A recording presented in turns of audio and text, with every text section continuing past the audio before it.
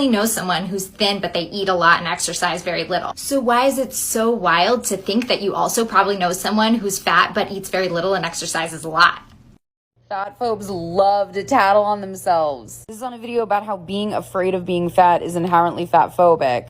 She's like, I don't agree. I'm like, that's fat phobia. She's like, actually, it's because I want to be able to walk upstairs without being out of breath. That's embarrassing.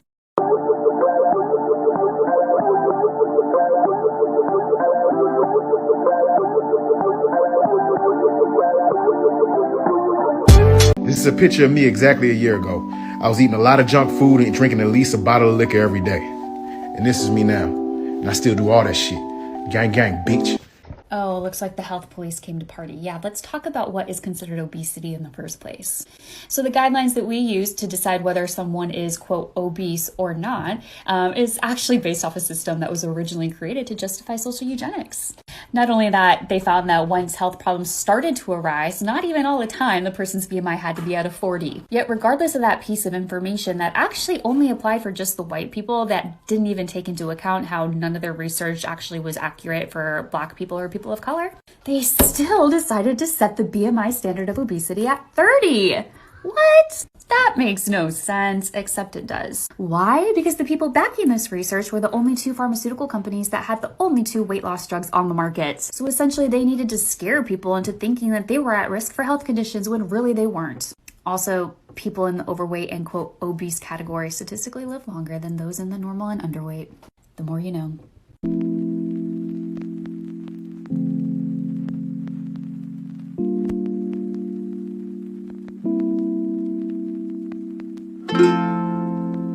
Okay, so I want to talk about fatphobia, and it's tied to white supremacy. In the 18th century, people used to sort slaves through skin color, but as slaves started being lighter skinned because they were mating with white slave owners, that became a less reliable metric. So they started adding traits to black people to distinguish them further, and one of them was fatness. While being fat for white people was seen as being rich and being opulent, for black people it was seen as a sign for laziness, but also being sensual, which kind of sounds like a good thing now, but in the 18th century it was seen as sort of satanic to be sensual. It was a huge marketing success that we still deal with today, where we view fat people as lazier, less productive, and it's not true. So to perpetuate fatphobia is to perpetuate white supremacy. Yeah, so there's so many reasons that someone can gain weight without having excess calories or more calories than a thin person. You can look those up, like there's lots of conditions that have weight gain. But the thing is, it's based in sustainability, and it's not sustainable long term to just do calories in, calories out. Your body will gain the weight back. 95% of people who intentionally lose weight through dieting and exercise, keyword intentional, gain the weight back and more within 5 years. So it's not as simple as just calories in, calories out. It's as simple as making sure you're eating a varied diet, making sure you're moving your body, and not trying to just make yourself thinner for the sake of it. That's sustainable health.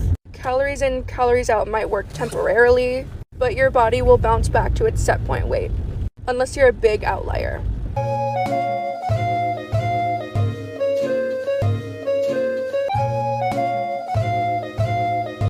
When real fat women get banned from posting and get put under review for showing their body. If you have not seen this video, go watch the full thing. Hannah the Harpist speaking straight facts again. This video is actually directed at this comment that I saw in her comment section of somebody saying straight nonsense. Being fat does not equal unhealthy. I'm gonna say it again. Being fat does not equal unhealthy. In fact, a Harvard 2019 study suggested that 70% of weight is caused by genetics, not diet and exercise. Genetics. And on top of that, most people who are classified as obese or overweight are actually perfectly healthy. According to a 2015 study by UCLA, 54 million Americans are classified as obese or overweight, even though they're perfectly healthy individuals. And even if it did have to do with health, it doesn't. Did you know that doctors can legally discriminate against a person for being fat? How the fuck are they supposed to fix a health issue if doctors can legally discriminate against their health? Fatphobia has nothing to do with science and everything to do with hating fat people for no fucking reason. Now this is problematic, but here's why. I will not be commenting whether I have or not, because that's not the point. But let's say for hypothetical purposes that my body has changed. You don't know what it took to get there. If I was starving, restricted, dehydrated, overexercised, all in the name of I'm on a ED recovery journey, not a weight loss journey. By this narrative, it means that I don't deserve to recover unless I'm smaller. I'm not worthy enough of recovering unless I'm in a smaller body, which is not the case. And also, really a key concept for me to be able to come to terms with my eating disorder. It was really hard for me to let go of that dream, but that dream kept me the sickest. So yes, I'm striving for health, but it has nothing to do with weight.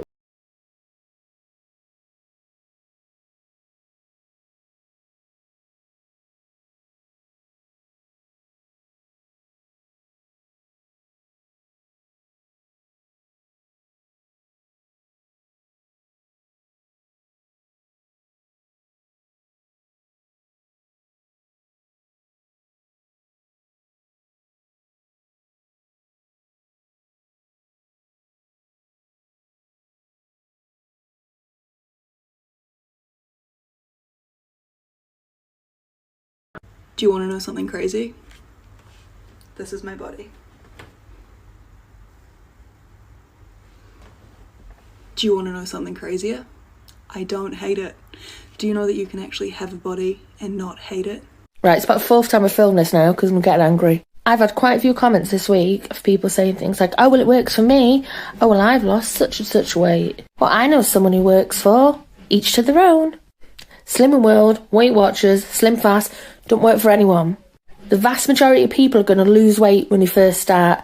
Then it's going to stop. Then about 90% of people are either going to regain it, regain more weight, hello, or in some cases, get a fucking eating disorder. I lost 4 stone at Slimming World. So don't be sat there thinking that just because you've lost weight now, that you've won in that equation. You ain't, they're playing you. No one in diet culture, in any diet company, is winning unless you are the owner of that business, because that's where the money's going.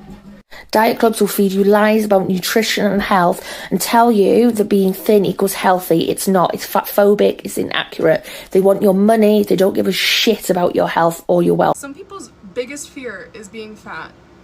And I'm sorry, but if your worst fear is looking like me, you have some bigger problems in your life. Like, are you kidding? Are you kidding? Stop. I'm sorry, but ex-fat people are kind of the worst. Like, great for you. You lost weight. You did what you wanted to do for yourself, hopefully. Why do you have to bring other people down, though? I'm telling you right now, unlearning fatphobia will help you. We are all fatphobic to some degree, including myself. I find myself thinking things that I should not be thinking because society ingrained fatphobia so deeply that it's just normal and we don't blink an eye.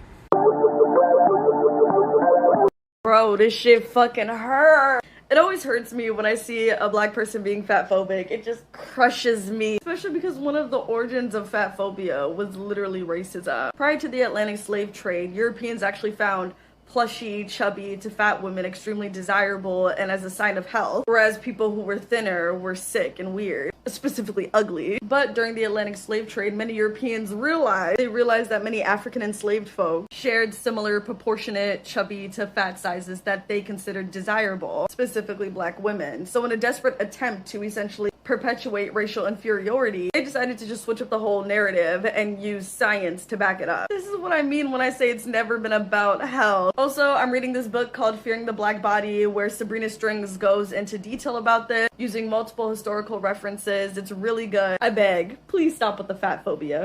When I was 6 years old, I had a brain tumor. I'm fine, I'm all Gucci now, but I had a brain tumor in my cerebellum, which is your center of motor skills, balance, all that fun stuff. After my second surgery, I gained a ton of weight, like unexplained. And when my mom asked the neurosurgeon about it, the neurosurgeon says, well, you know, sometimes the hypothalamus gets jiggled around in there. So my entire life, I've worked out 5 times a week. I have watched what I've eaten. My numbers, my blood work is stellar. But I'm still fat because I got a jiggled hypothalamus.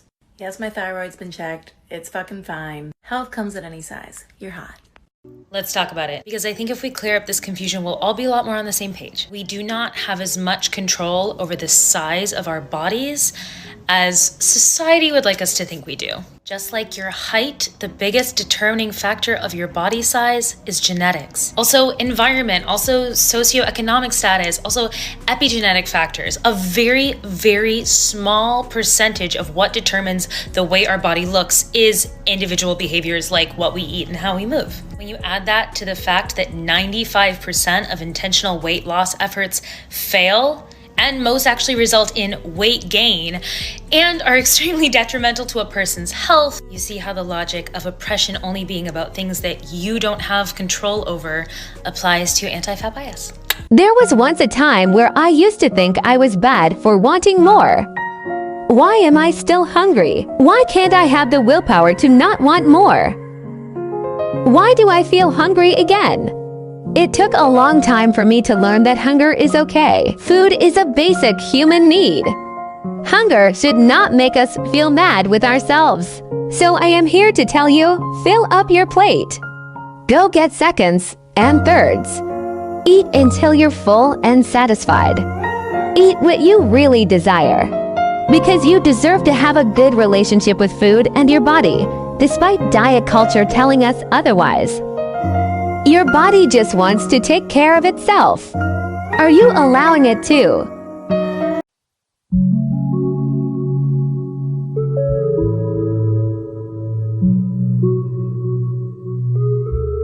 Say that your heartburn and your back pain is caused by your weight. What are we going to do about that? If I were to prescribe you a low-calorie diet and exercise, I know that 1 to 2/3 of that weight is going to be regained in 1 year, and almost all of it will be regained within 5. Health at Every Size is actually a multidisciplinary approach that shifts the focus from weight management to health promotion. So instead of using weight as a barometer for success, we focus on health behaviors. Health at Every Size is also a social justice movement. Patients in larger bodies face many disparities. Healthcare providers spend less time with them, are more reluctant to perform screening tests like mammograms and pelvic exams, and they're less likely to seek medical help. You are right about the shaming piece, that's called weight stigma, which negatively impacts patients even on a physiologic level. Several well-designed randomized control trials have found that health at every size leads to better patient outcomes. Just a reminder that I am very fat and very sexy, and I am 100% glorifying obesity, and there's nothing you can do about it. So as you can see, this is the hashtag body positivity on Instagram, and it's mostly straight-sized people with a few plus-size people sprinkled in. And it's a huge reason why I emphasize that I'm talking about fat acceptance when I talk about my experience as a fat person, because even though body positivity has its roots in fat acceptance, it has become something that's more for people who have a certain body type.